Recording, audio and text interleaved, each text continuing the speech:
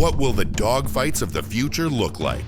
The answer to that question is already flying today. The F-35 Lightning II from Lockheed Martin. This American fighter jet brings together a set of capabilities that simply did not exist in earlier generations. It's not just about speed or stealth. It's about how emerging technologies are fused into one platform, creating an aircraft that is expected to sit at the very core of US and Allied air power for decades to come. So stay with us, because we're about to break down exactly what makes the Lightning II so special.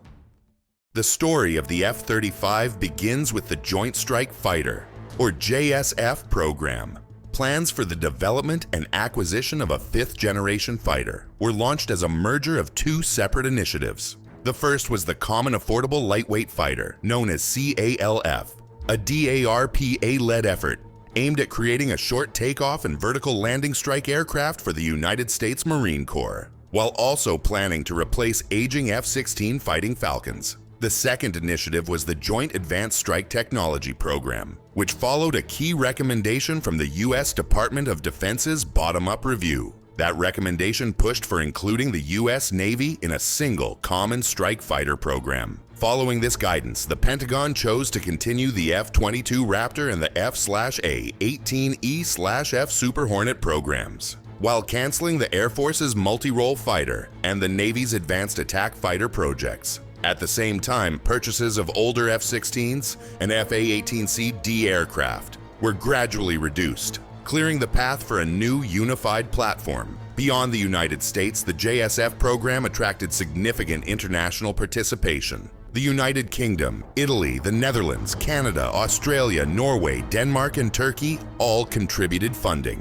However, Turkey was later suspended from the program after acquiring the Russian S-400 air defense system, despite its original plans to purchase up to 100 F-35 aircraft.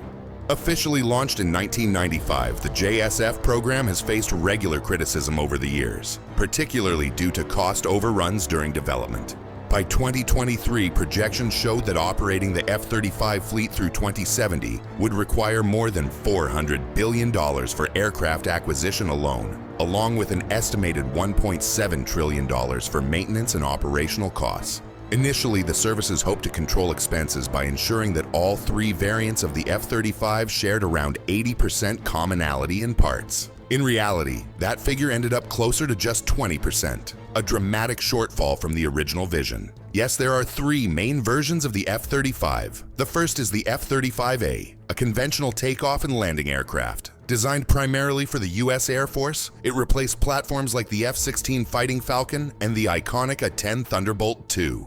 This variant requires roughly 8,000 feet of prepared runway, but it is also the most cost-effective version of the Lightning II. Next is the F-35B, the Short Takeoff and Vertical Landing, or STOVL, variant. This aircraft was developed to replace the AV-8B Harrier and some roles of the F/A-18 Hornet. It is specifically optimized for operations from smaller ships that are not full-size aircraft carriers and can operate from runways as short as 600 feet. The third version is the F-35C, a carrier-based aircraft designed for catapult-assisted takeoff and arrested recovery. This variant is optimized for operations aboard U.S. Navy Nimitz and Ford-class aircraft carriers. It features the widest wingspan of all three versions, allowing for lower takeoff and landing speeds, as well as the largest internal fuel capacity. Despite the different variants, the most popular version by far, both within the United States and among allied nations, has been and remains the F-35A. By January 2024, the F-35 Enterprise had logged more than 773,000 flight hours. It had trained over 2,280 pilots and 15,400 maintainers across 14 different flight services worldwide. Total missions surpassed the 469,000 mark.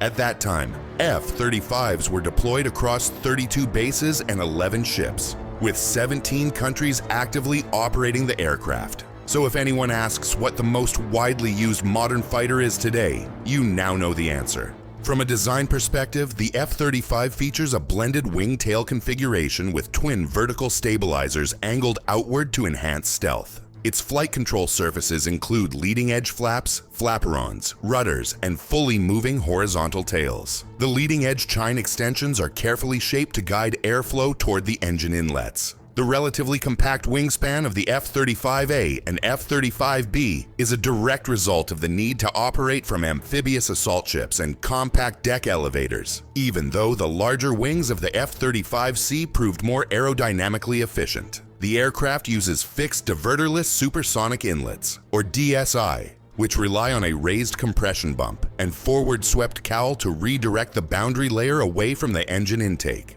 This design forms an S-shaped duct that shields the engine from radar detection. In many ways, the F-35 successfully applied lessons learned from the F-22 Raptor. Composites account for roughly 35% of the F-35's airframe weight. Bismulimide and epoxy composites make up the majority, while later production batches introduced epoxy resins reinforced with carbon nanotubes. Even with extensive weight-saving measures, the aircraft remains heavier than the light fighters it replaced. The lightest variant still has an empty weight of about 29,300 pounds. However, this extra mass brings major advantages, including longer range from large internal fuel reserves and the ability to carry a far more versatile and lethal weapons load. A crucial aspect of the F-35's design is its focus on reducing radar signature through careful shaping and surface alignment. Engineers aligned edges and curved surfaces to minimize radar reflections. Jagged panel edges help mask the engine face, while the DSI inlet design eliminates the need for traditional diverter cavities, further reducing radar visibility. Ease of maintenance was also a major priority. Drawing on experience from earlier stealth aircraft, the F-35 features a radar-absorbing fiber mat skin that is more durable and easier to maintain than older stealth coatings. The aircraft also incorporates reduced infrared and visual signatures, along with strict control of radio frequency emissions to limit detection. Powering the F-35 is a single Pratt & Whitney F-135 turbofan engine. This low-bypass augmented engine produces around 28,000 pounds of thrust in military power and up to 43,000 pounds with afterburner. Based on the F-119 engine used in the F-22, the F-135 features a larger fan and higher bypass ratio for improved subsonic thrust and fuel efficiency. Its afterburner incorporates curved radar-absorbing vanes that help mask the turbine and reduce detectability. The engine's axisymmetric nozzle consists of overlapping flaps arranged in a sawtooth pattern. This design lowers radar signature and creates exhaust vortices that help reduce infrared visibility. One drawback for the US Navy was the engine's size, which required modifications to at-sea resupply systems to support logistics operations. The F-35 also includes an integrated power package that manages electrical power, thermal loads, engine starts, and auxiliary systems through a unified architecture. To further prepare the aircraft for future threats, the Adaptive Engine Transition Program was launched in 2016. This effort aimed to develop adaptive cycle engines, with General Electric and Pratt & Whitney working on the XA-100 and XA-101 respectively. However, Pratt & Whitney chose to focus on upgrading the existing F-135 through an engine core upgrade.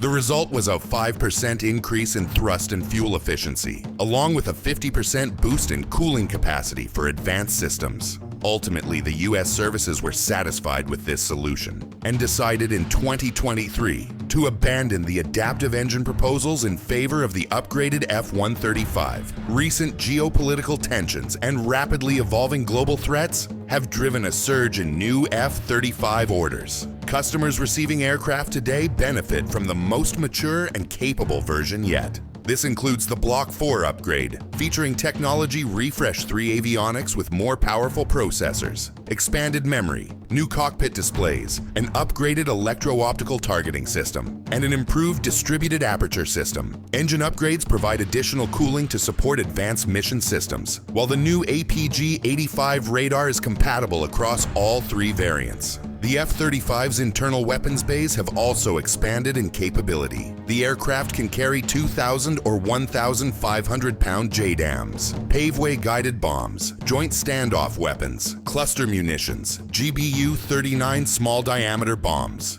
GBU-53/BSD-B2, AIM-120 AMR AAMS, AIM-9X sidewinders, and ASR/AAM missiles. And that's still not the full list. In the spring of 2024, the F-35 received certification for nuclear strike missions, enabling it to carry B-6112 thermonuclear bombs. This move reflects rising tensions between NATO, Russia, and the United States. In May 2024, the U.S. Air Force also signed its first contract for Joint Strike Missiles, providing the F-35A with a temporary anti-ship capability until the longer-range AGM-158 CLR-ASM becomes fully available. These weapons fit inside the internal bays, allowing the aircraft to remain stealthy. Perhaps the most intriguing future development is the potential integration of combat lasers. Lockheed Martin is exploring fiber laser systems that combine multiple beams into a single, scalable high-energy output. Add to that a fleet of collaborative combat aircraft drones, integration with the next-generation Air Dominance 6th-generation fighter, and support from the B-21 Raider bomber. And the result is not just a fighter fleet, but an Avengers-level force multiplier. Now it's your turn. Which feature of the F-35 impressed you the most? Let us know in the comments below. And if you enjoyed this video, please leave a like, subscribe to the channel, and hit the notification bell for more content like this. Thanks for watching, and we'll see you in the next one.